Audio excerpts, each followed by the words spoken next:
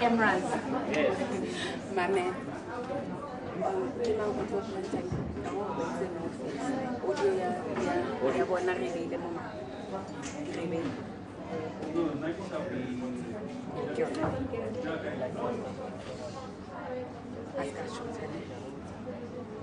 Like I get my rehab about the face, so like I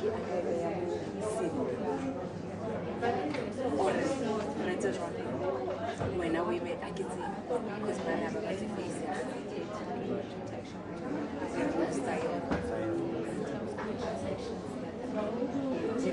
like hey baby. Mix it up.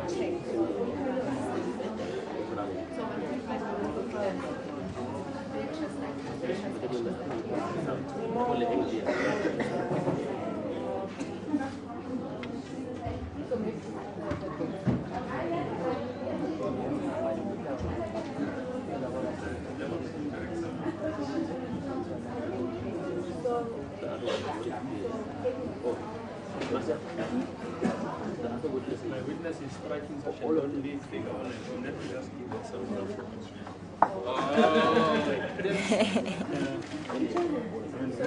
there's a more beautiful face to take pictures, busy taking the wrong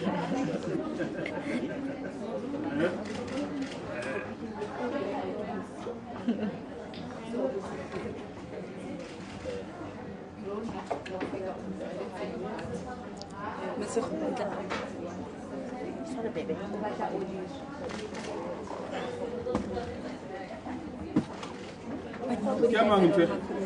Yeah. I wanted to forget it. How about you? I don't have a phone or My you can wait for the invite. Let's finish all this. Okay. And it shifted, you know that. I go for it, you know. No, it's around 4 weeks, but you go in Douglas Day. Douglas Day. Yeah, we are here. Guys, the judge is here. Okay, guys.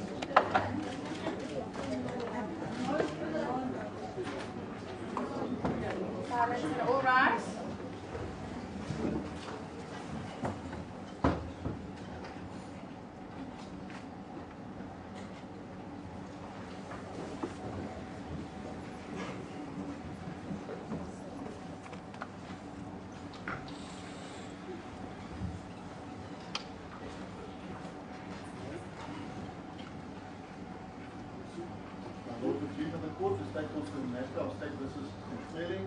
My Lord, before I proceed with giving an opportunity to my Lord colleague, I just want to put on record, my Lord, that no previous convictions are proved against the accused.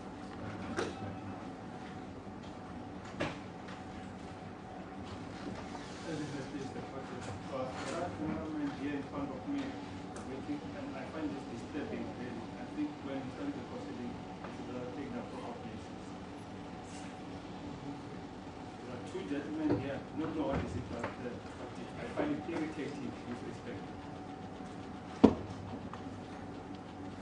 has just sneaked away, and here's another one.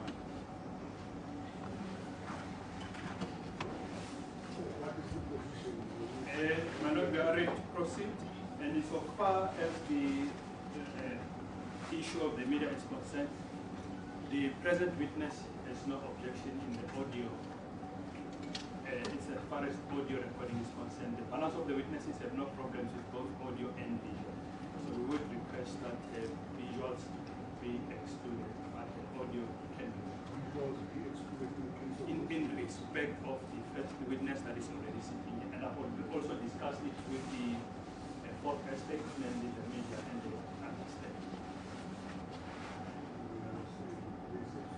And maybe we have someone who speaks for it. won't give it up. I've been liaising with her to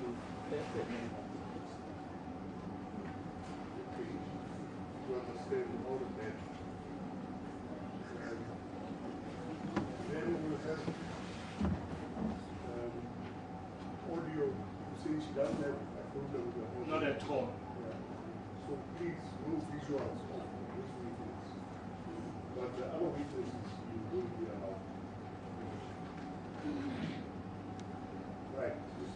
As it may be, we intend to proceed in the following manner. We will call the witnesses, and depending on whether the prosecution will call witnesses, we will thereafter be ready to address his lordship so far as the sentence is concerned. And I beg leave, my lord, to call our first witness, Ms. Munyaman, who is already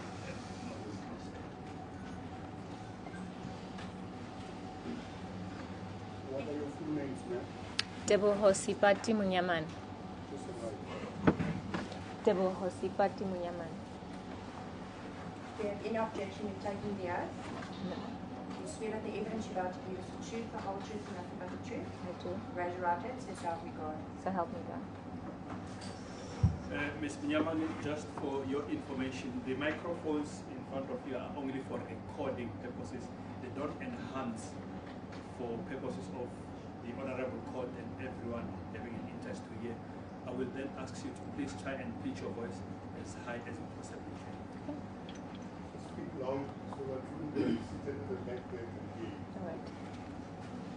And if at any stage you want to sit down, you can inform his lordship, and you will evaluate your request.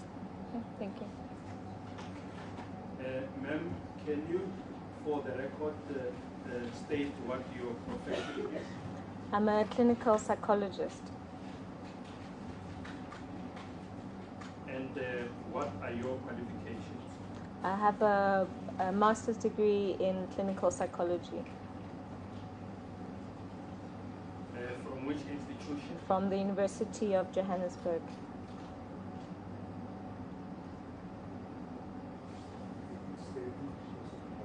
As it may please the court.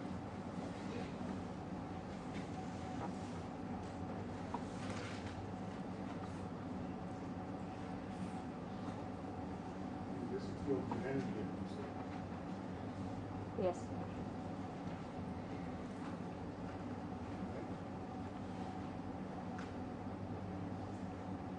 And is that the only qualification that you have, a master's in clinical psychology? Is there any additional qualifications you have? Well, I started with a bachelor's degree in psychology, an honors degree in psychology, and then master's degree in clinical psychology is the highest qualification I have.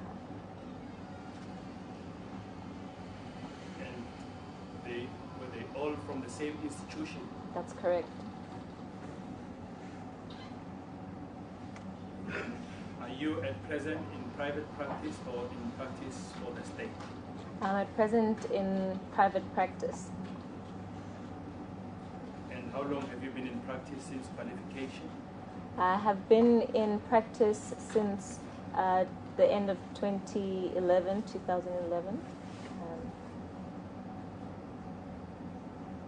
And the nature of your... Since 2011 That's correct. to date. In private practice, that is. And what does the nature of your calling include? As a clinical psychologist, what we do is we assess, diagnose, and can treat people with mental disorders or mental health problems.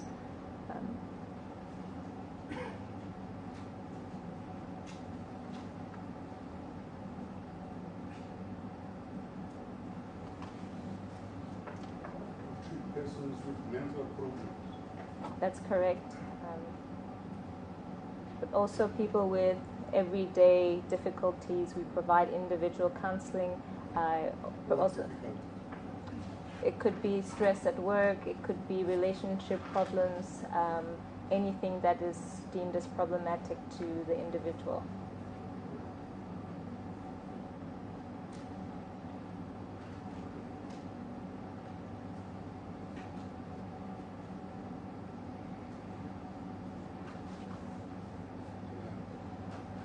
In other words, issues involving emotions. That is correct. And do you, in the scope of your work, also have an opportunity to compile reports for the benefit of any courts? That is correct.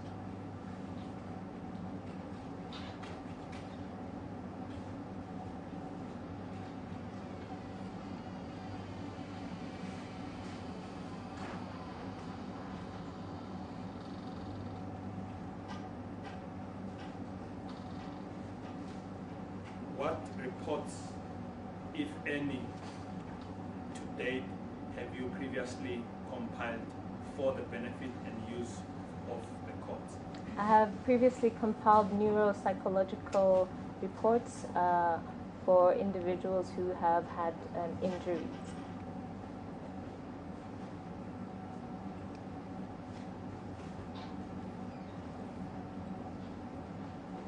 These are neuropsychological reports for persons who are So the neuropsychological had road accident injuries, for example. Yes.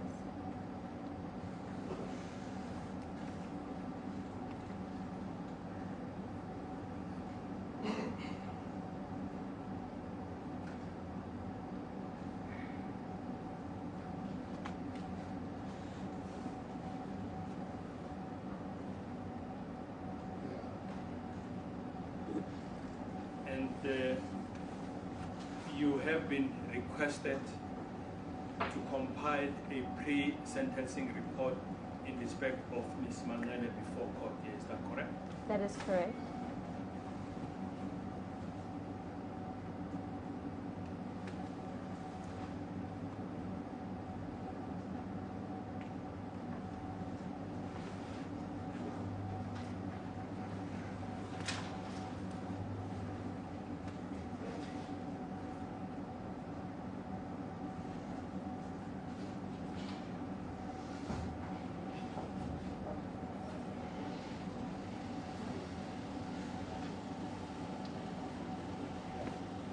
Would it be correct to characterize your relationship with Ms. Manene as that of a patient clinical psychologist relationship?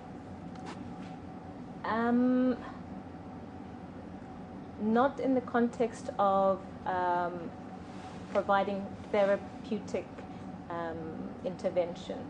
So Or is it only for assessment? that's correct.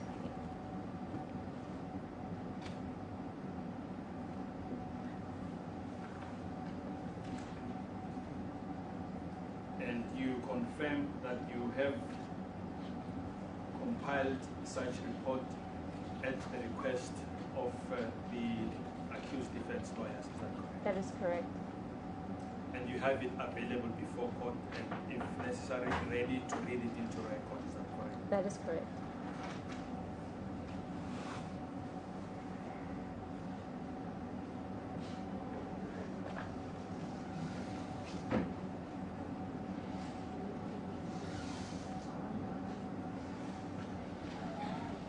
And the report is based on collated information from various sources, is that correct? That is correct. including the accused. That is correct.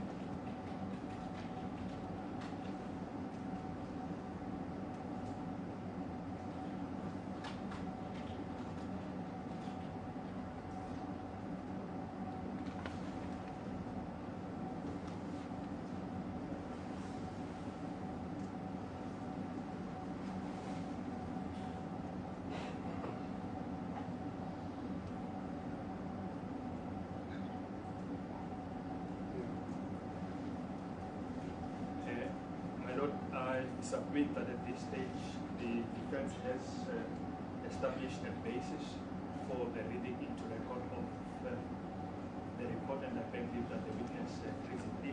However, I also have a side copy that, for convenience sake, beg leave to hand it over to the court, so that as the witness goes through the report, the court should also be along on the same wavelength. I have provided my learned colleague with a same report, and I will subsequently request, after all has been complied, to hand it in as an exhibit.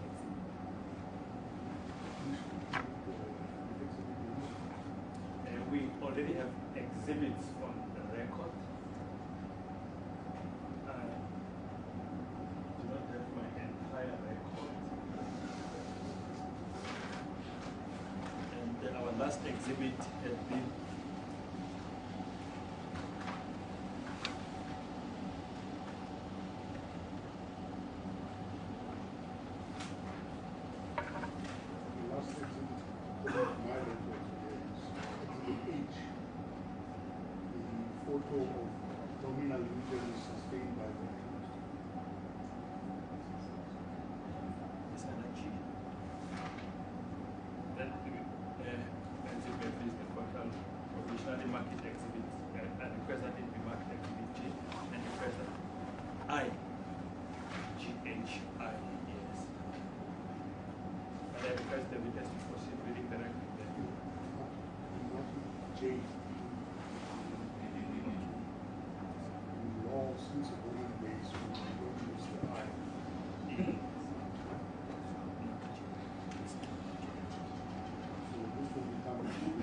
as it may please the court.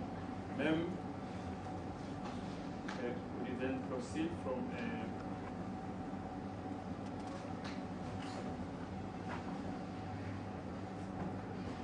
page 2 of your report and proceed to read it into the record?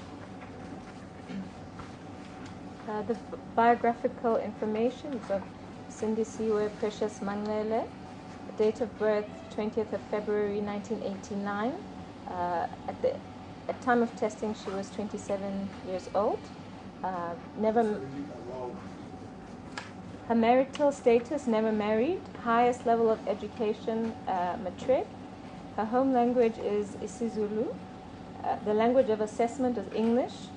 And her present occupation, she's a student. The dates of assessment were the 23rd and 24th of February 2016, as well as the 4th of March 2016.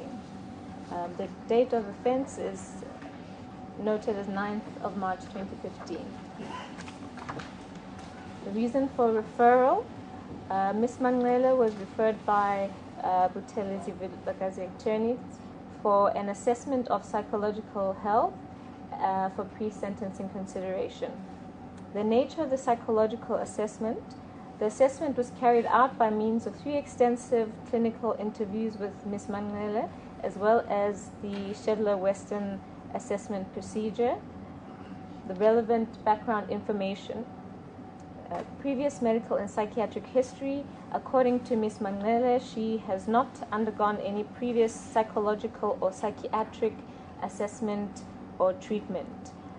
Ms. Manglele reports that she did not suffer from any medical illness.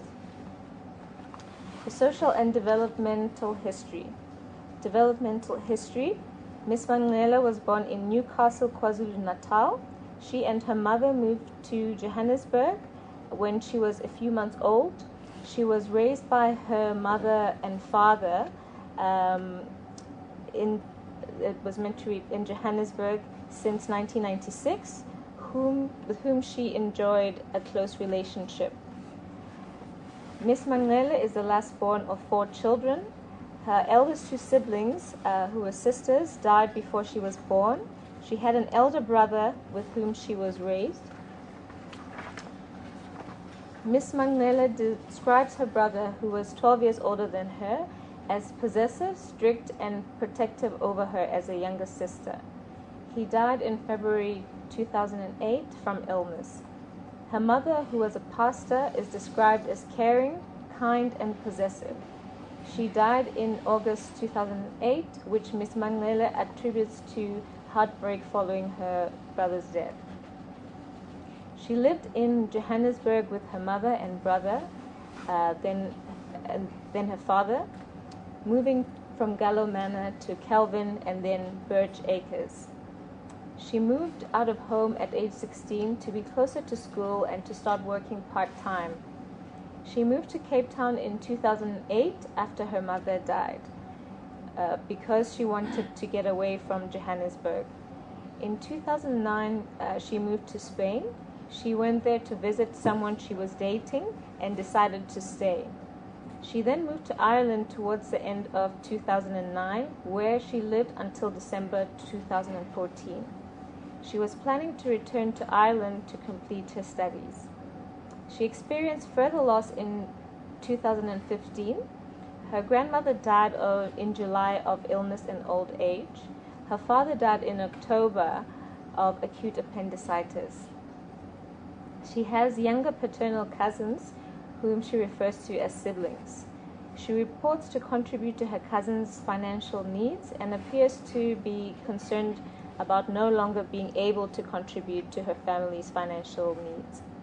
Miss Mangele appears to place high value on family relationships. She also expresses a need to be strong, which she describes as being a source of support for others.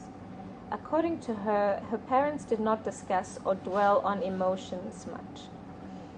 Everyone in her family, it's supposed to say, put on a brave face through challenging times.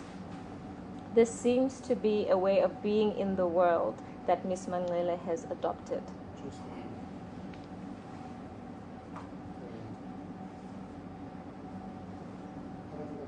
She experienced further loss in 2015. When you say her father died in October of acute appendicitis, but you didn't mention the year in which the father died. I thought it was following from 2015. The year was 2015. The year is 2015. That's correct.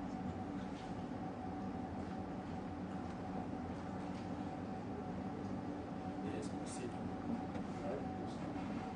Educational and employment history. Miss Mangele attended Sifigeng Primary School in Leeuwkop and Minerva High School in Johannesburg. She reports to have enjoyed school and to have been liked by teachers and fellow students. She enjoyed modeling in primary school and contributed and continued to do so throughout her schooling. After high school, Miss Mangele reports to have joined a modeling school owned by a friend of her mother's. She worked there and also worked as a church receptionist. She reports to have been employed in various part-time employment from that time until currently. Miss Mangele enrolled in a tourism course in Ireland in 2010, which she did not enjoy. She then decided to study business, which she enjoyed and was still enrolled in. She came to South Africa on holiday in December 2014 with the intention to return to Ireland. During her time in Ireland, she reports to have been employed in various part-time positions. Miss Mangele appears to value independence and to avoid dependency. She reports a reluctance from an early age to ask her parents for money to purchase luxury items she wanted. She preferred to save her allowance in order to purchase what she wanted. She left home at age 16, which she attributes to a desire for independence. Relationship history. Miss Mangele describes herself as a person who associates with a lot of people, but has a few who she considers close friends. She also reports having felt betrayed by people she had considered friends, which has led her to become more cautious. According to her, her first significant long-term relationship was in 2007 until 2009, from age 18 to 20. Her partner at the time was a man living in Spain whom she met while he was on holiday in South Africa. They maintained a long-distance relationship until 2009, when she went to visit him and decided to stay. According to Ms. Manglele, he became increasingly possessive, jealous, and abusive. The relationship ended in 2009. She decided to move to Ireland as she did not feel safe staying in Spain. When in Ireland, she was in a relationship from 2010 to 2013. She describes this partner as a nice guy who was possessive and became verbally and physically abusive towards her, which was the reason she gave for the relationship ending. Ms. Mangnele reports that her third significant relationship was with the deceased Mr. Nkululeko Habedi. She states that they met in 2006 and dated for a few months, after which she discovered that he was married, resulting in the ending of the relationship. She reports sending him a message in 2010 where they had a brief conversation, and then calling him in 2013 while she was on holiday in South Africa. Thereafter, they spoke frequently and started dating. According to Ms. Manglele, most of the relationship was long distance, with her in Ireland and Mr. Habedi in South Africa. Their contact, she says, was mainly telephonic, and she would visit South Africa in June and December at the end of the school terms. She describes the relationship as a good relationship, that they got along very well and were best friends. She describes Mr. Habedi as a very nice and caring person who loved his family very much, especially his mother and daughter. She reports that the challenges in the relationship came when his career was not going well and there were financial pressures. According to Ms. Manglele, the financial stress affected the relationship because there were things he wanted to do for her and could not. She believes that this could have affected his confidence. Their arguments, she reports, were mostly over the phone, as their relationship was largely long distance. She recalls two significant arguments they had in person, while she was in South Africa. The first major argument, she reports, was when she asked to use his phone as hers was locked, and she found a message between Mr. Habedi and another woman. They argued about this, and she went to Cape Town. While in Cape Town, she reports that Mr. Habedi's mother contacted her and asked her to return and work things out. She reports to have returned and to have worked things out with Mr. Habedi, extending her stay in South Africa by a week to spend more time with him. Her version of the offense. Ms. Manglele reports going to a party with Mr. Habedi and his friends at the Sands in Sandton on the 9th of March 2015. Later in the night, there were men who were talking to her and paying her compliments, which she said made Mr. Habedi angry, as he usually did not like it when that happened. He asked her to leave and she said no. According to her, he accused her of being disrespectful because of his financial difficulties. She reports that he was pulling her and taking her phone as she was attempting to call a taxi. She reports that she decided to go with him to avoid further fighting. On arriving at Mr. Habedi's home, she reports to have gone into the bedroom and locked the door. She reports that Mr. Habedi wanted to enter and repeatedly knocked on the door. She decided to unlock the door and he pushed it. She reports that he was angry at her refusal to open the door, and they had a major argument wherein he called her names and swore at her. She reports to have argued back, and that he held her face, spat on her, and slapped her. He told her to leave and she unpacked her bag. When she got to the door, she says, he pulled her back onto the bed, sat on top of her, and proceeded to stab her with a knife, telling her that he wants to fix her face. They struggled, and she got hold of the knife. She ran to the door. He grabbed her by the arm and shook her, at which point, in inverted commas, his eyes were popping out. She pushed him away and asked him to leave her alone, she reports. She reports that after pushing him away, she realized that he was holding his chest and that she had really hurt him. He fell down, and she called his cousins and attempted cardiopulmonary resuscitation and felt bubbles, as she said, entering her mouth. She reports to have heard him groaning. She recalls the ambulance taking a long time to arrive and being told by the paramedics to leave him alone as he had died.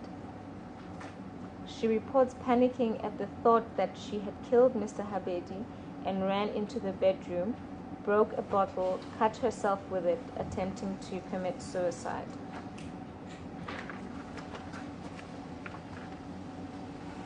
Previous offenses.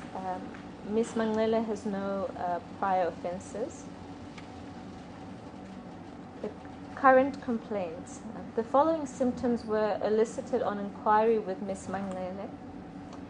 She reported increased irritability, feelings of sadness, demotivation, anhedonia, decreased appetite, sleep disturbance, a racing heart, shortness of breath, and generalized fear, but also avoidance of feeling, which she said she tries to distract herself from difficult emotions. What is Anhedonia is an absence of pleasure or feeling of pleasure. absence of pleasure? Yes, so a person who is not able to feel pleasure or derive pleasure from things that were usually pleasurable in the past.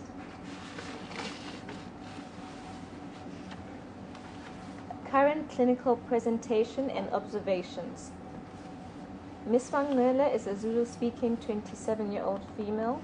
She was well-groomed in all of the meetings. She appeared physically healthy. She was cooperative, yet slightly guarded. She seemed to struggle to talk about herself expansively, but answered all questions asked. Her posture ranged from relaxed to tense.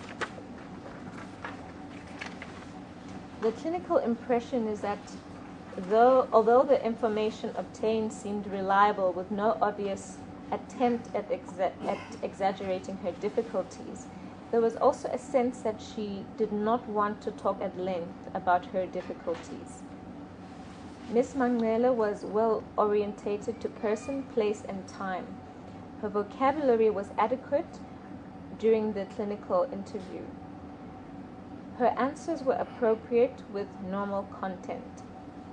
Though her thought processes were normal, most of her responses were brief, requiring further probing. No perceptual disturbances or thought disturbances were observed.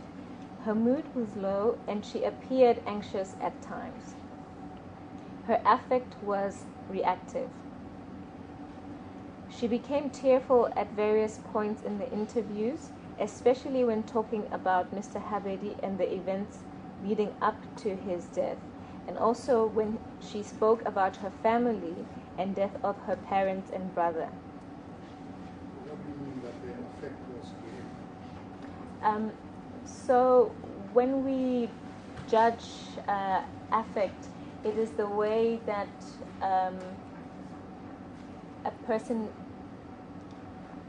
as person's emotions are expressed. So affect ranges from flat, when someone is not expressing or visibly expressive of their emotions, and there's normal affect and reactive affect, which means that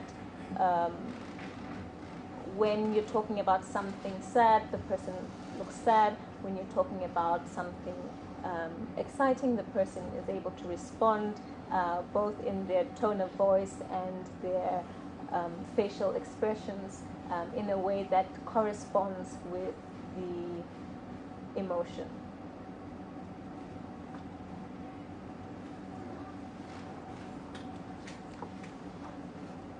Relevant assessments. Clinical interviews. The 3 clinical interviews were conducted, each lasting between 1 and 2 hours. The first interview was the shortest, lasting for an hour, as Ms. Manglele became overwhelmed with emotion. The Diagnostic and Statistical Manual for Mental Disorders, 5th edition, DSM-5.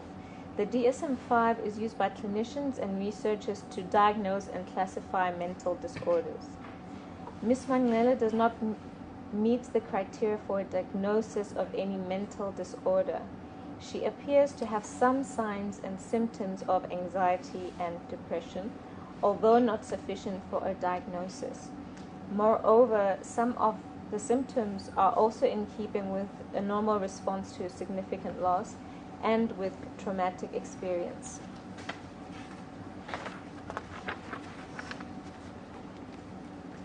Shedler-Weston Assessment Procedure. The Shedler-Weston Assessment Procedure is a psychological test which diagnoses personality patterns and disorders. It is scored by clinicians based on clinical observations and understanding. Ms. Manglele's scores indicate a good level of overall personality health. There is no personality disorder diagnosis. The scores also suggest that she may hold herself to a high standard, which may serve to ward off feelings of inadequacy and loneliness. She may be self-critical and at times require reassurance from significant others. Moreover, she may become attached to or romantically involved with people who are emotionally unavailable and become involved in relationships that become abusive. These scores are in keeping with her description of previous relationships. Furthermore, scores suggest that Ms. Manglele might prefer to think rather than to feel. That is, to rely on logic as a way of coping with difficult emotions. This is also in keeping with clinical observations of her trying to compose herself when tearful, and with her description of her coping style. Other clinically noteworthy items from this assessment are as follows. Scores indicate a capability of sustaining meaningful relationships and sensitivity to other people's needs and feelings. Her emotional experience might be anxious, with a tendency to feel empty or bored. This score is also in keeping with clinical impressions and Ms. Manglele's self-report. Conclusions. Ms. Manglele is a 27-year-old female who was referred for a pre-sentencing psychological assessment. She has been convicted for the murder of her former boyfriend, Mr. Nkululeko Habedi. She has no prior convictions. Her personal history indicates that she values and enjoyed close relationships with her family and is also protective over them and over her family history, not wanting to paint anyone in a poor light.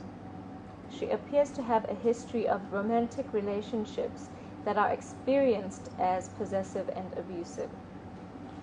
She seems to have a good support system in the form of family and friends, although she has lost multiple close family members.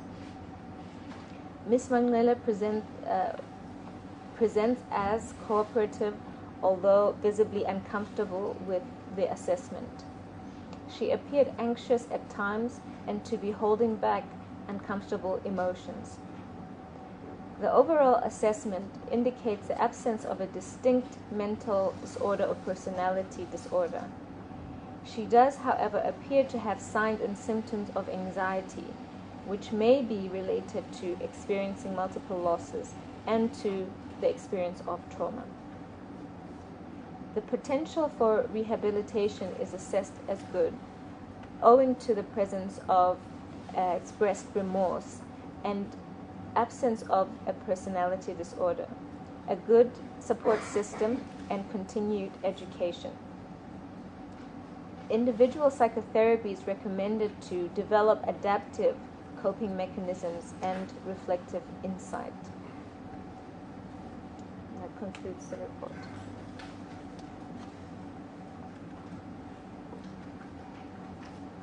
What is this individual psychotherapy that you are talking about? Individual psychotherapy is when an individual goes to see a psychologist or counselor for what we call psychotherapy.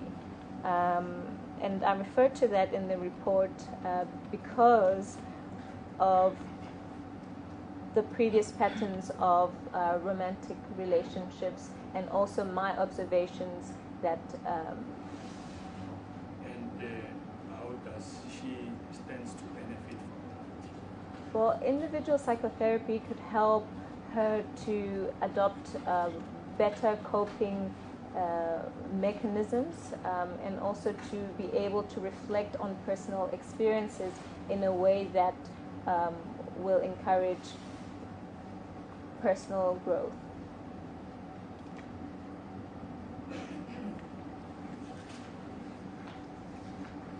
You said as a clinical psychologist, you don't offer any therapy to any patient. Oh, I do. As a clinical psychologist, I do. I just meant that for this purpose, I did not see Ms. Mangwele for that purpose. So if you are going to give the individual psychotherapy, means there have to be more arrangements and more consultations between you and That is correct. It could be me or another psychologist, yes. And have you disclosed that recommendation to her, and was there any keenness on her part to participate in such therapy? That is correct, yes. And are you available in the event that she makes herself available to yourself to render such assistance to? I would be available to assist her either in seeing me or arranging an appropriate referral for her. And if you were to see her in, for instance, a prison environment, would that be conducive to her betterment, if I may put it that way? May I clarify just to understand the question? I'm trying to say to you, let us assume, which the court has not made a decision on, that she's sent to prison. Would prison be an ideal environment for such treatment from you, in your expertise view, taking into account all information that you now have about it? I think it would not be an ideal, I wouldn't describe it as an ideal environment, if I'm answering the question. What would then be an ideal environment in your view?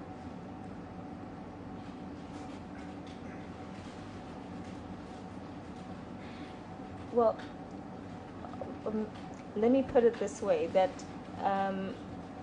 I think there are those facilities in the correctional centers,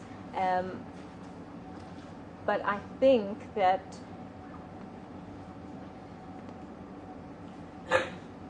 it would be a difficult environment. Do you any idea what correctional supervision is all about? Yes, I do.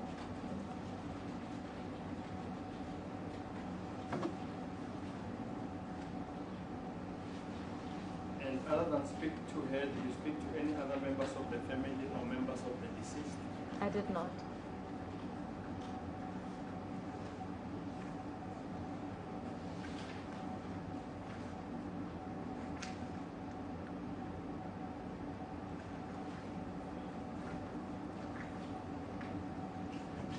And as a clinical psychologist, I am going to invite you to comment on the following for the benefit of the court if you can. It is evidence before court that shortly after the deceased had unfortunately been pronounced to have been no more, there was an attempt by the accused to take her own life. What would your interpretation of that conduct be, or what would you suggest the court can read to that insofar as a mental state, emotion, and whatever as a clinical psychologist can assist the court? My interpretation of those actions was that she did not wish or desire for Mr. Habedi to die. And that was my interpretation of her actions.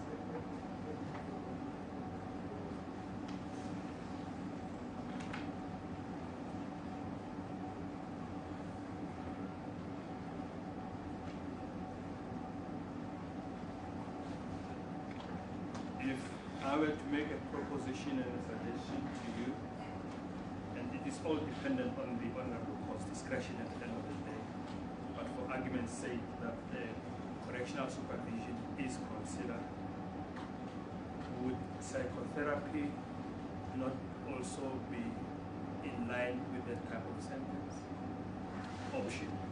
Yes, that's correct. That would be, psychotherapy can be offered on correctional supervision. Do you want to tell the court why you think so? Well, because I think she would benefit from psychotherapy, and I think that that's something that can be done while one is under correctional supervision. I have no further questions. Sorry, do you confirm the correctness of the report? I do. And you stand by it? I do. I beg leave to hand the report formally as Exhibit J for the record, and then no further questions.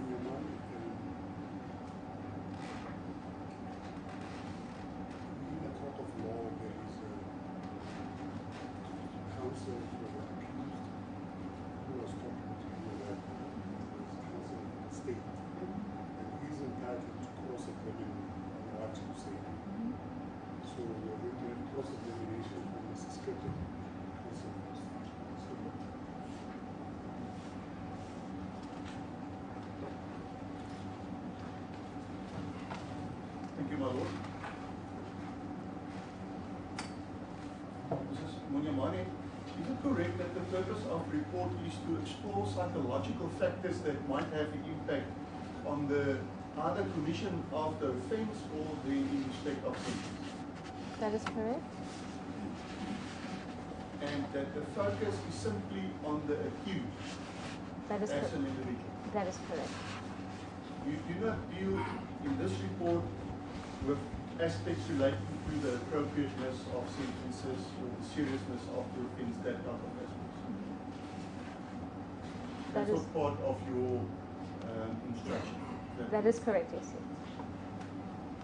There are just one or two aspects I wish to refer you to page number 4 of your report. The second paragraph starting with, she lived in Johannesburg with her mother. Yes. The last sentence of the paragraph reads, she moved out of home at age 16 to be closer to school and to start working part-time. Yes. What was the motive for the accused moving out of her parental home? My understanding is that her parental home was in Kempton Park, and that school was, she was moving closer to school. So school at the time was in Minerva Secondary School, which was far for her to travel. This was my understanding of that. Do you know where she stayed at that stage? I believe she stayed with her mom's friend who had the modeling agency. That was my understanding. And can it be inferred that the accused actually had a very strong emotional development and psychological makeup at that stage to be able to take such a step? Can you clarify that when you say emotional, strong emotional development? That she made the decision to move out of her parental home to be close to school and to make the decision not to stay at home but to stay with somebody else at that stage. I interpreted that as her being or wanting to be fairly independent. That was my interpretation. Now, in regard to her childhood and upbringing, the general factors, would you say it was kind of normal?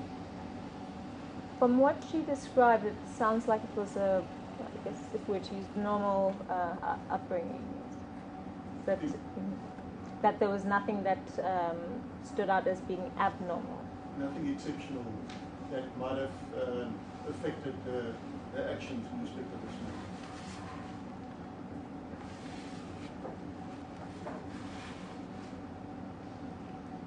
No.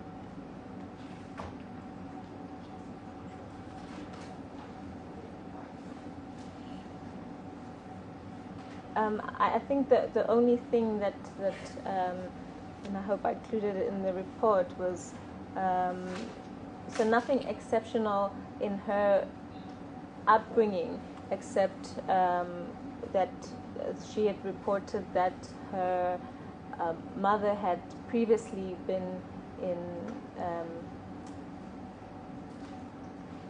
an abusive relationship, but she wouldn't have been. She wouldn't have seen that. Miss Manglela wouldn't have seen that. Good. And I'd like to refer you to page 7 of your report and specifically paragraph 5.7 thereof.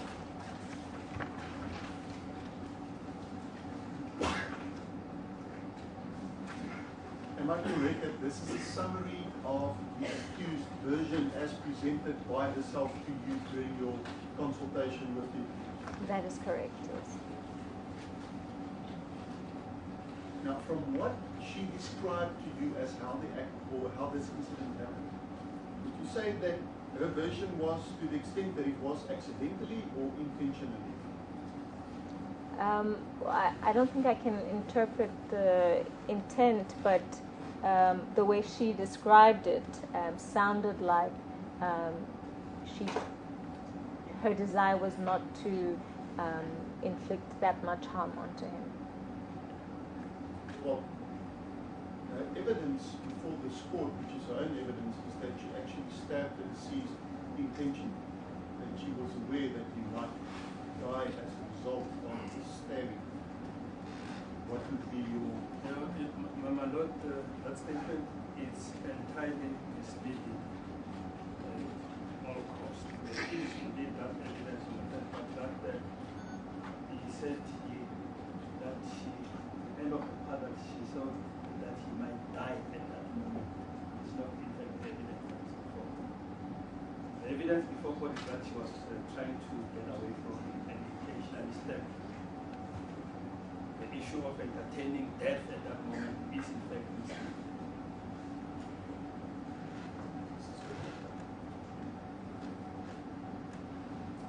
My My Lord, let me rephrase that question. You heard what was put by counsel, that the accused intentionally stabbed the deceased.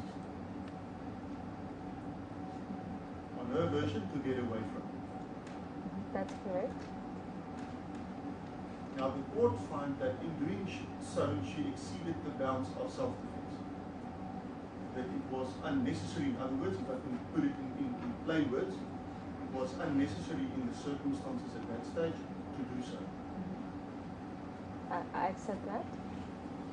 Has the accused at any stage taken responsibility in that sense for the death of the deceased in this matter?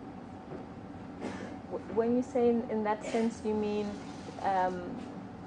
using excessive force? Indeed. The accused version to me was that she was trying to get away. That's the extent of what she had said to me.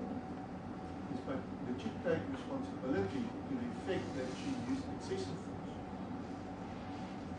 That in circumstances, her actions were not justified?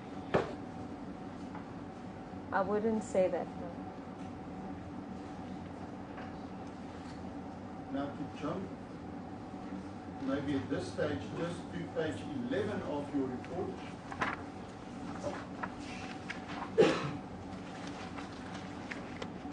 Paragraph 10.5.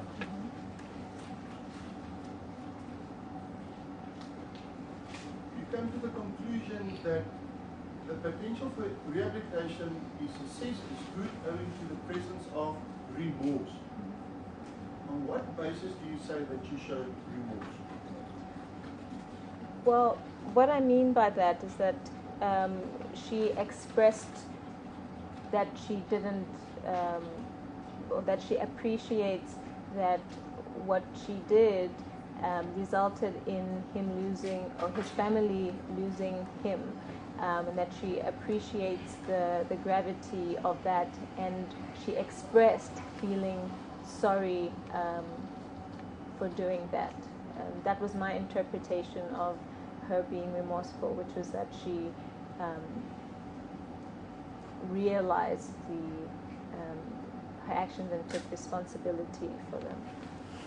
You understand that there is a big difference between deep-seated remorse on the one side, which means that I take responsibility for what I've done, and regret on the other side, in the sense of that I'm sorry that the deceased died, but I still don't take responsibility for his death. Yes, I do understand that distinction. My understanding was that she was saying, yes, she expressed regret, but also remorse in the sense that she took responsibility for, this was my understanding, responsibility for stabbing him with a knife. Now, you based it on her say-so, is that correct? That is correct. Did she give any example of anything that she did to show remorse? Any actions she exhibited at any stage to show remorse in this matter? She explained that her words was that when she saw that she had really hurt him, that is when she attempted CPR. And to me, I thought that was an indication that she, of that. Yeah. Did she take any actions to maybe contact the family of the deceased in order to speak to them? What she relayed to me was that she called out to his cousins. That's what she relayed to me. Did she say when and how she did so? She said she called out to her cousins to come and help her while she was there at the home.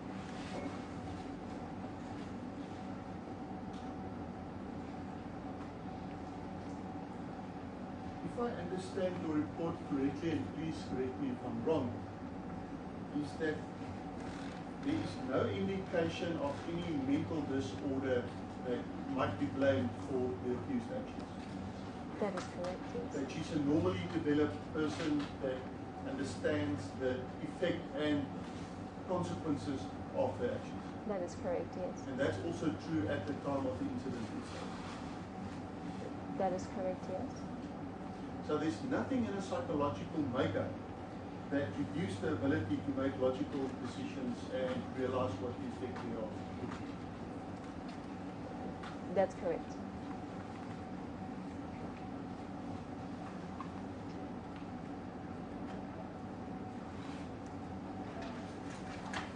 Sorry, my lord, can I just be afforded another moment?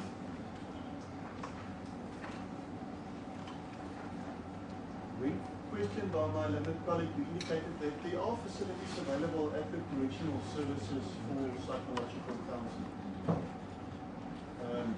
Have you been involved with that? Are you aware of those facilities? I am aware of the facilities, yes. But I'm also aware that some of the centers don't have that, but they should have psychological services. If the accused is given imprisonment, direct imprisonment, is there anything that prevented you or anybody else to provide counseling to her in the prison environment?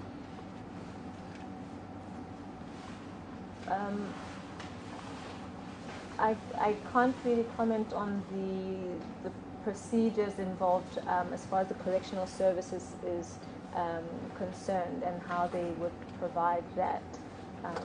I'm not certain. I don't know. As far as you're aware, there's no bar in that respect. Well, for someone external coming in, I don't think that would be done. But I'm not entirely sure of the exact procedures. Thank you, Manu. I've got no further questions for the witness.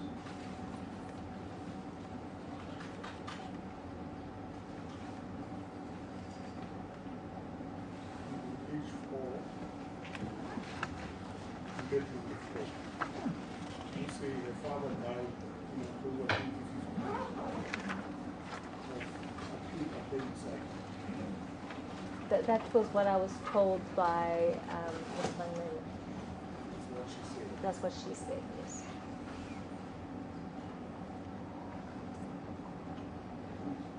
Now,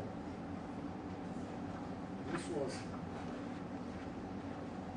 after she committed the crime for which she's appearing in court. That is correct, yes.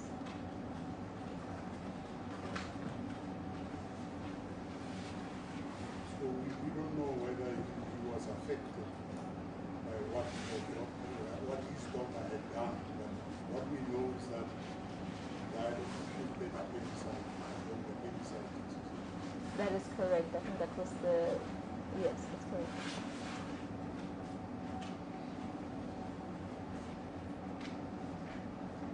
Right?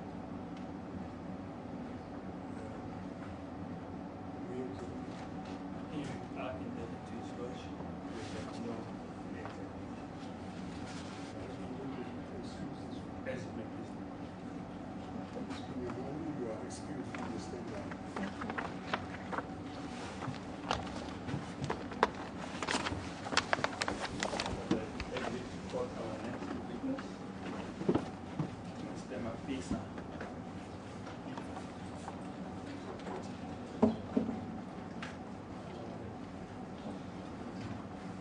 Media is allowed.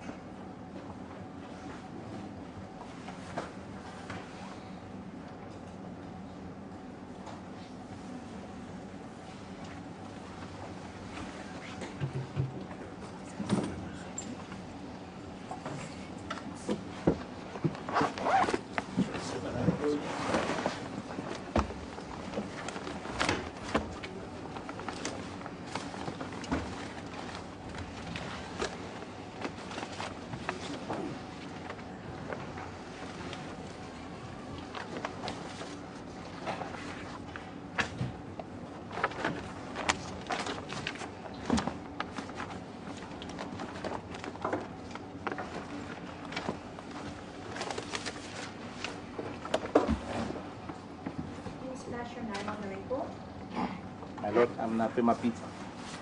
Do you have any objection in writing here? No, my lord. saying that the evidence you're about to give is the truth, the whole truth, and nothing but the truth? Yes. Okay, so help me God. So help me God. But who is the full name? Yes, my Lord. I'm Medhurst Nape Mapitsa. Medhurst Nape Mapitsa. That's correct, my Lord. Medhurst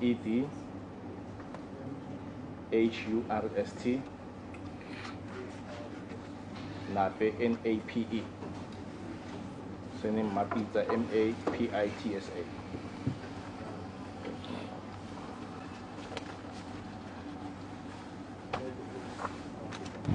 That's correct, my Lord.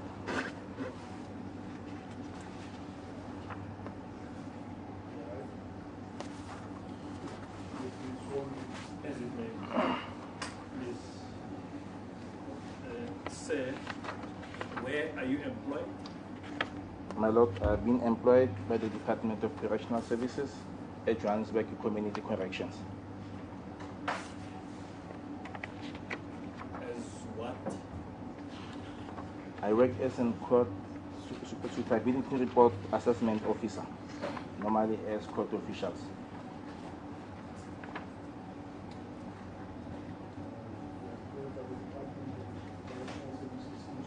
In Johannesburg, my Lord.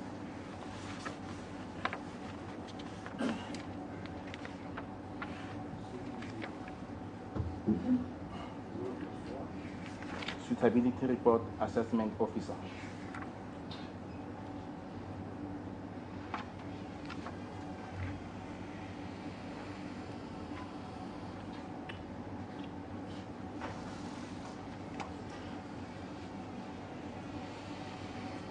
What does that entail? What does it involve? It involves compiling correctional suitability reports.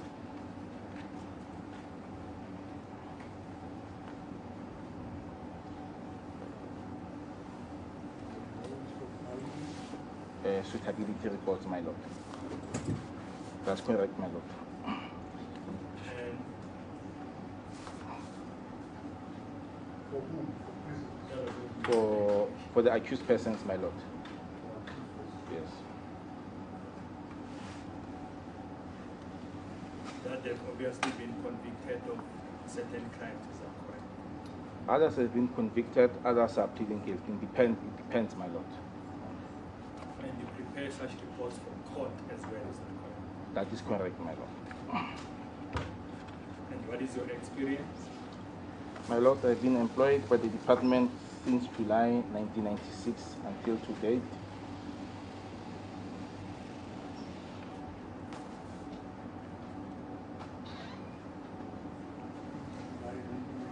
That's correct, my Lord. Yeah, that's correct, my Lord.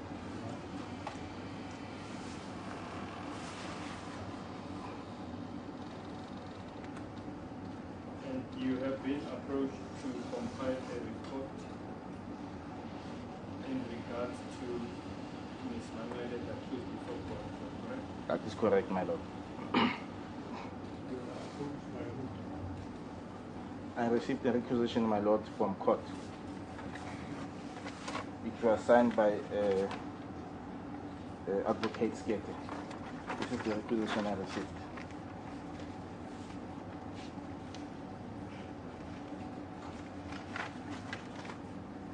Yes, for the record, you can confirm that the Advocate Skete did it at the instance of the defense, assisted because they were passive. Yes, and you have the report ready and available for the court, is that That is correct, my Lord. My Lord, I have a signed copy before me that I take leave to provisionally hand in and will subsequently request the witness to read in the record, after which, if all has been complied with, I'm asked to accept it as the copy. It will be Kate.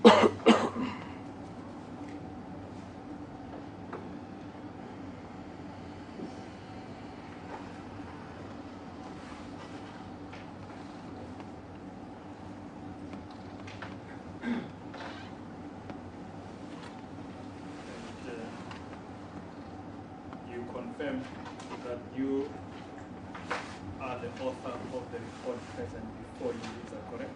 That is correct.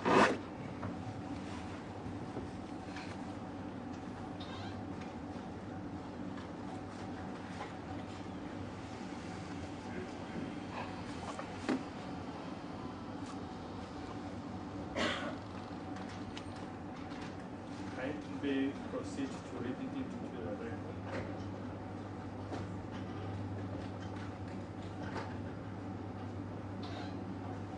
Can I proceed? Thanks, my Lord. I will start from 1.2, my Lord. The accused before court is Sindisile Mangwele. She's 27 years of age. The work environment, my Lord. The accused reported that in 2009 she moved to the Republic of Ireland and she got employed by Holy Star Clothing Shop as sales advisor, where she was earning 250 euros per week. Then in 2010, she moved to field management industries as sales assistant, and she was earning 300 euros on a weekly basis. She then moved to Charity Begins at Home, that was an NGO, in 2011, and she was paid about 115 euros per week. From 2012 until December 2014, she worked for Diesel Industries as sales advisor, and she was earning 350 euros on a weekly basis. She is currently assisting her friends with admin work, and she earns between 300 rand and 500 rand per day. Moving to the residence, my Lord, the accused will be residing to number 6156 Mudumela Street, Kempton Park, Beach Acres, with her aunt, Lungi Moloi. This information was verified with the auntie, Miss Moloi, and her telephone number is 078-438-8434. Moving to the family ties, the accused has no children and she's not in a relationship. She was born on the 20th of February 1989 in Newcastle, KwaZulu-Natal, and she attended school in Sifikeng Primary, that was in Lowkop, and she moved to Minerva High School, where she completed grade 12 in 2006. She stated that she's the fourth born of Mr. Temba and Ms. Makosa Zanamangele. Her mother and father passed away in 2008 and 2015 respectively. Her elder brother Nkosing Pile passed away in February 2008, and the other two siblings passed away. She was young that time when they passed away, my Lord. She said she was raised by both parents under Christian values, and she still belongs to the Independent Christian Church in Olivenholt Bosch. This information was verified by Mother Miriam Twala, and her telephone number is 073-301-1301. Ms. Lungi Moloi undertook to provide support to the accused should the court sentence her to correctional supervision sentence. She also promised to give feedback on the accused and to cooperate with the Department of Correctional Services.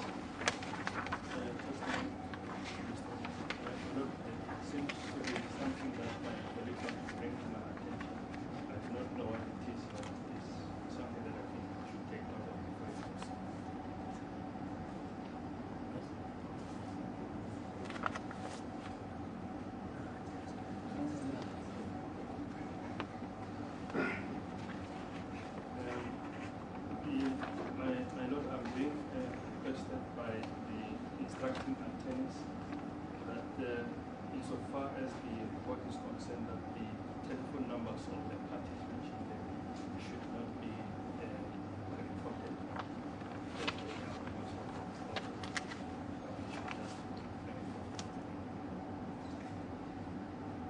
But otherwise, we have no problem with it proceeding. Yes, Thank you, my Lord. And moving to the present time, my Lord, according to the requisition docket, case number SS52/15, dated 2nd February 2016, the accused is facing charges of murder and she has been convicted. She accepts that the deceased Mr. Nkululeko Habedi lost his life after she stabbed him in self-defense, She wishes to apologize to the family of the deceased. She reported that she does not have any previous convictions, my lord. However, SAP 69 was not attached to the requisition. She further has no suspended sentence. She was never before parole or correctional supervision. She never violated any condition of parole. She never escaped. Moving to Bulletin F, my lord, the physical condition. During the interview, the accused appeared to be physically well, and she understood all questions posed to her, and she answered clearly.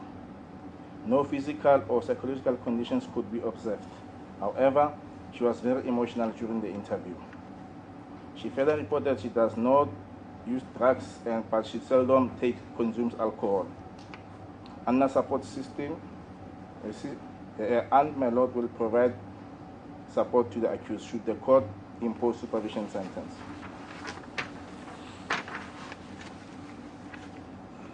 Should supervision sentence be imposed, the following social work programs are available. There are life skills programs which entails communication skills, assertiveness, self-esteem, as well as anger management. The other programs will be provided on needs based after an individual assessment has been conducted. Again, my lord, the Department of Correctional Services also provides psychological and spiritual services if there's a need. Moving to the family system, the aunt of the accused, Ms. Lungi Muloi, described the accused as a humble person, and she regrets that the deceased lost his life. She again undertook to give moral support to the accused. Moving to the evaluation is as follows. The accused is 27 years and she has no children. Both her parents have passed away and she relies on her aunt for support. The accused has a positive address which is suitable for monitoring by the Department of Correctional Services. I've attached the positive report at the report, my lord. Should the court indicate its intention to sentence the accused to correctional supervision, the following conditions may be presented to the court in terms of the provisions of Section 52 of the Correctional Services Act, 111 Act of 1998. They are as follows, my lord. The accused must report to the head of Benoni Community Corrections, Mr. Sebotoma, which is located at number 90 Elston Street in Benoni. She will then be admitted into the system by Mr. Matebola. The accused will be subjected to monitoring at a place and times as determined by the National Commission of Correctional Services. The accused will be placed in the high-risk category, my lord.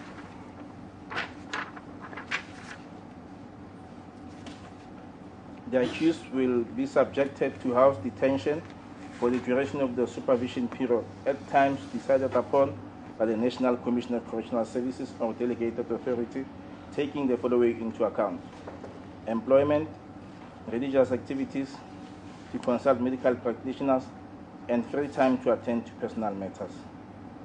The accused should strictly reside at number 6156 Mudumela Street, Kempton Park, Beach Acres, for the duration of the supervision sentence. She will not be allowed to leave the address. If she wishes to change address, she must do that in writing, my lord. Again, the accused must be restricted to the district of Kempton Park. If there's a need for her to leave Kempton Park for any reason, she must apply for such in writing to the Commissioner of Correctional Services or delegated authority. She must perform 16 hours of community service per month for the entire period of supervision sentence. She must subject herself to an assessment with the social worker, as I've alluded in paragraph 1.4. If she's employed, she must provide proof of employment on a quarterly basis. She is prohibited on using drugs and alcohol, my lord. She is again prohibited on committing any other criminal offense while under supervision. The accused must comply with any reasonable instruction issued by the Commissioner of Correctional Services in the administration of the sentence, only if supervision sentence is imposed. My lord, that is all. I therefore thank you. Is it your view that in the light of your investigation, should the Honorable Court consider correctional supervision, she is in fact a suitable candidate for such a motion? Yes, my lord. Should the court wish to impose such section, the accused is a candidate because she's got a suitable address.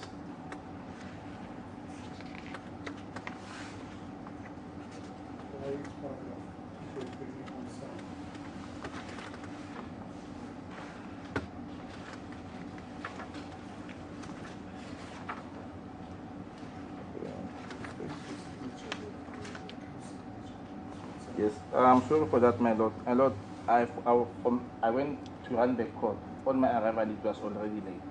She was supposed to sign. I'm sorry about that, my lord.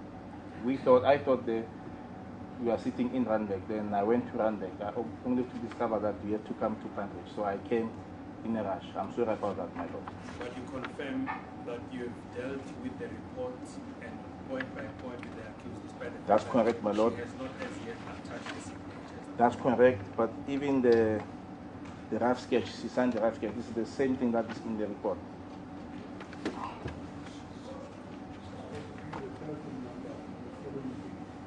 My lord? Besides the signature, she's got to give a telephone number of the following people. Yes, if there is a telephone number, she must give it to him, as well as if she's got an email address, she must give that, my lord.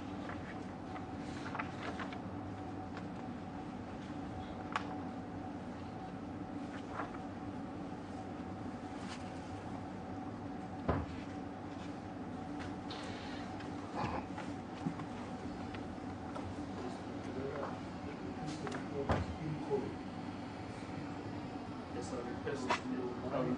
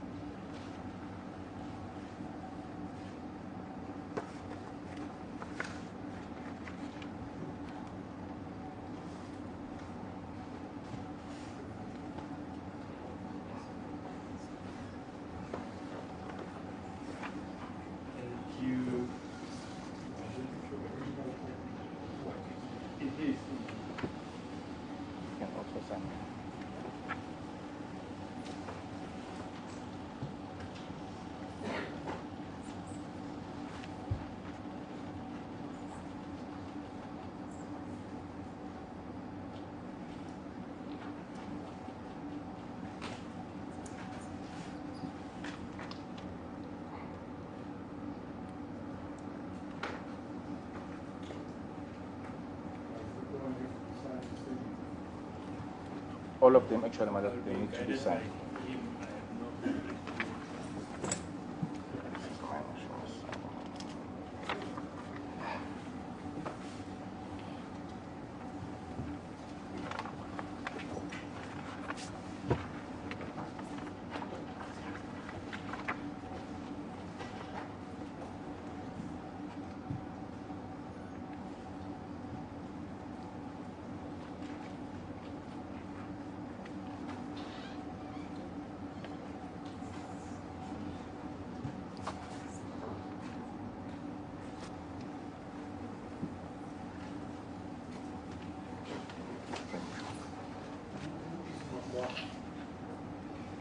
Magua is our head, my lord, but the attestation was done by my unit manager, Miss Morake. She is here. Yes, it doesn't matter that much, my lord, because my unit manager is here to sign. She signed the other one. She has signed, my lord. It's either here or Mr. Magua, my lord.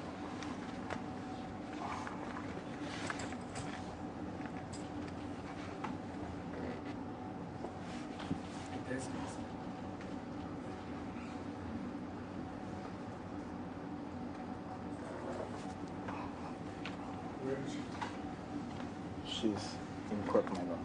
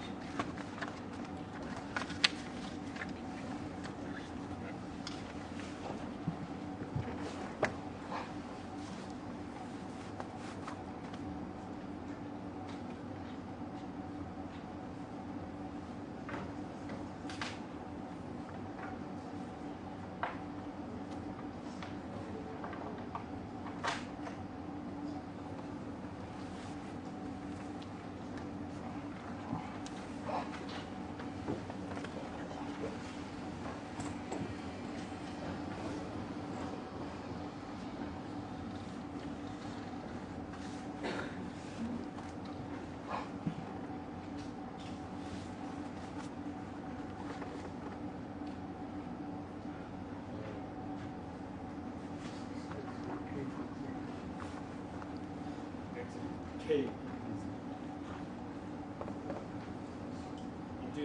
will be exhibit K. I beg you to have it, and you confirm the correctness of the report. That's correct, my lord. Yes, I am done and I've got the repetition.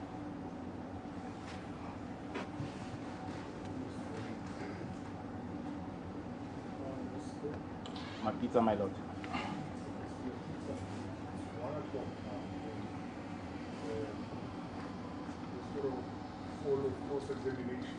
My counsel statement that is the person who asked for this. That's correct, my You lord. can ask certain questions, and you can only do so after 2 o'clock. That's correct, my lord. So don't go away, stick around, 2 o'clock you must be in there, and then ask questions. Indeed, so I will do that, my lord. Court will adjourn now for lunch. All right.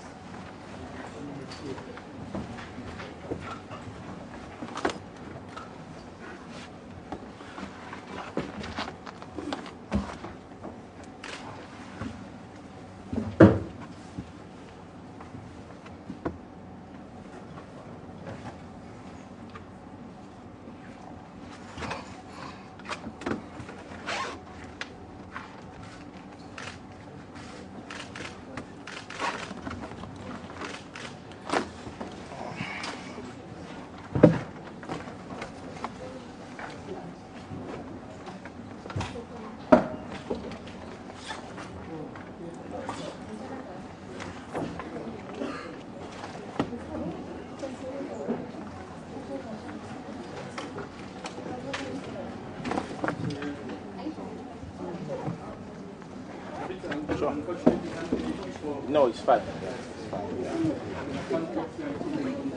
Yes.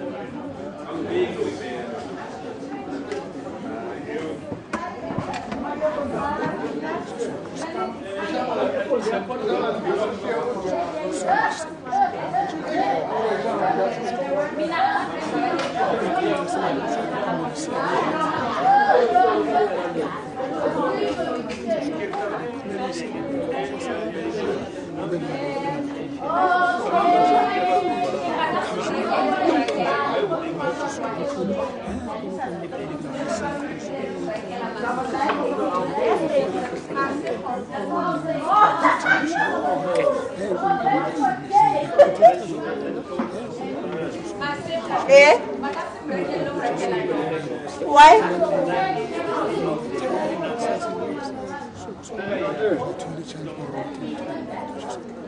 No. 130. No, I'll do it. You'll do it? Yeah. No problem, I'll do it. Yeah. Go. Yeah, you can go. I'll do it here, lunch. Yeah. Oh. No, I'll do it here. Oh.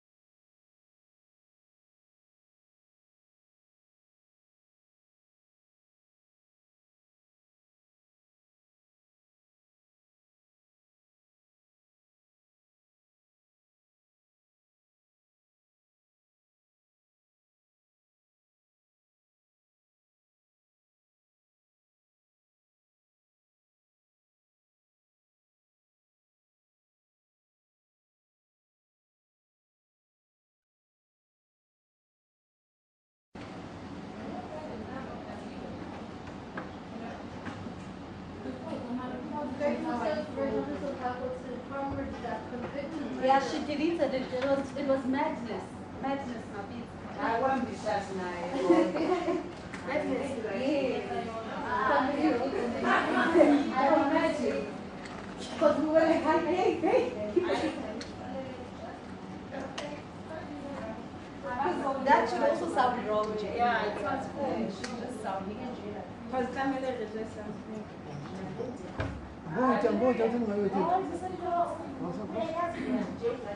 Oh, both non. Can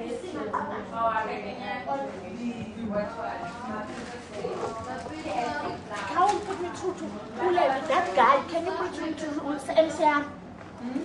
Because that guy is not working. Did you fall for one?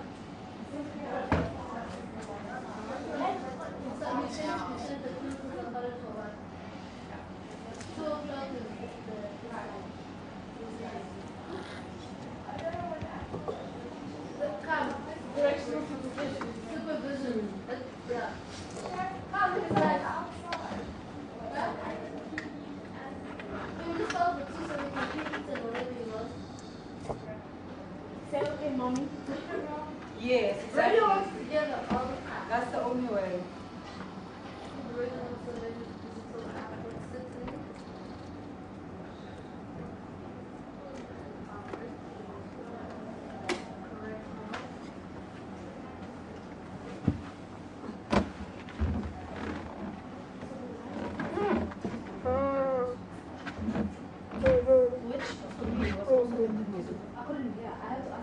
like, are you sure? He said, I will manage. He said, I will manage. So I didn't want to because I wasn't. Especially if she's, if I know her right, well, possibly angry, of course, about how her relationship may have been, but also the relationship. Remember, if she says that she's undergone so much abuse and miscarriage, and then you end up having to risk yourself, you know about something.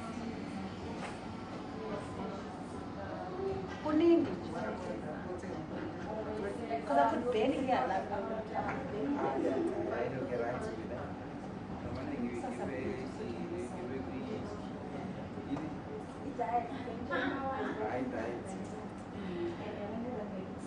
yeah, so you can be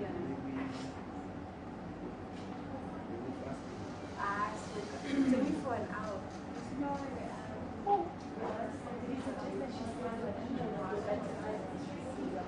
that I didn't hear. Because I didn't hear a lot of things. I didn't hear especially your recording. That's also weird. Hey! That was also I would have had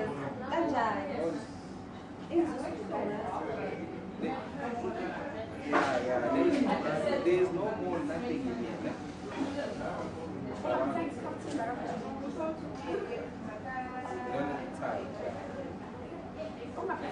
Okay, no, okay. Wrong solar panel. Okay, sure. Ita mo sa bilin. Ah, yeah, that's right way. Yeah. Yeah. Okay, okay, that's fine. Okay, sure. Thanks. Yeah, that's what. Okay, well, Charles,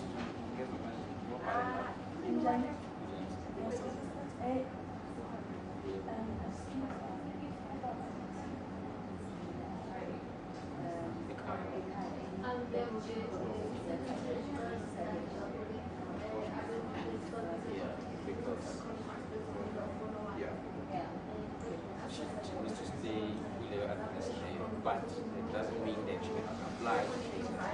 Yeah. That's okay.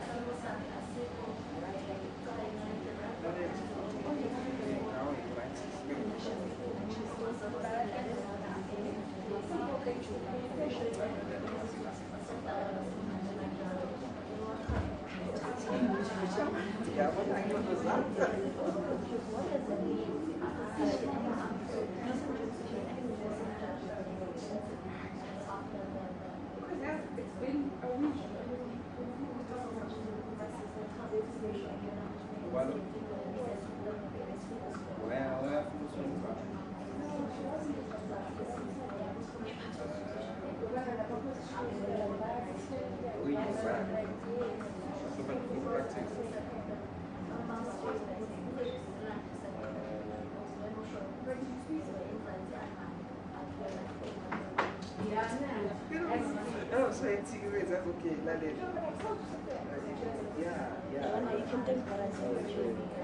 I'm about to go on the help us with another museum. And then they keep harassing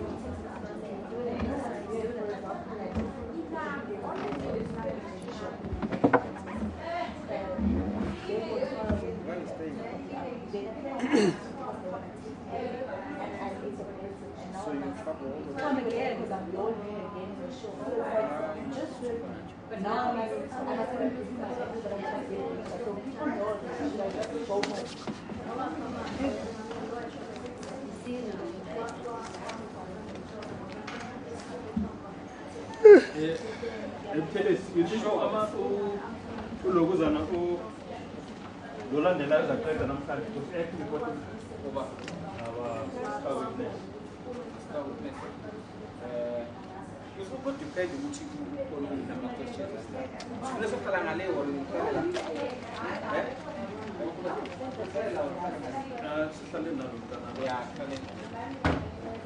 let's go this side. So and we can also, because these things, you remember which ones are going to pay. I'm going to lose. I'm not going to say that. We're not going to say that. Yeah, okay, let's go that side.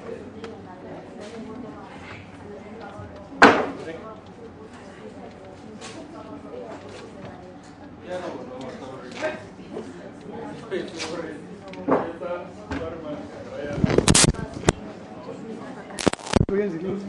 Yeah, angithi sina two cameras. Uyayenza masabatha. Icamera yakhe ibila, so it was much easier to go there.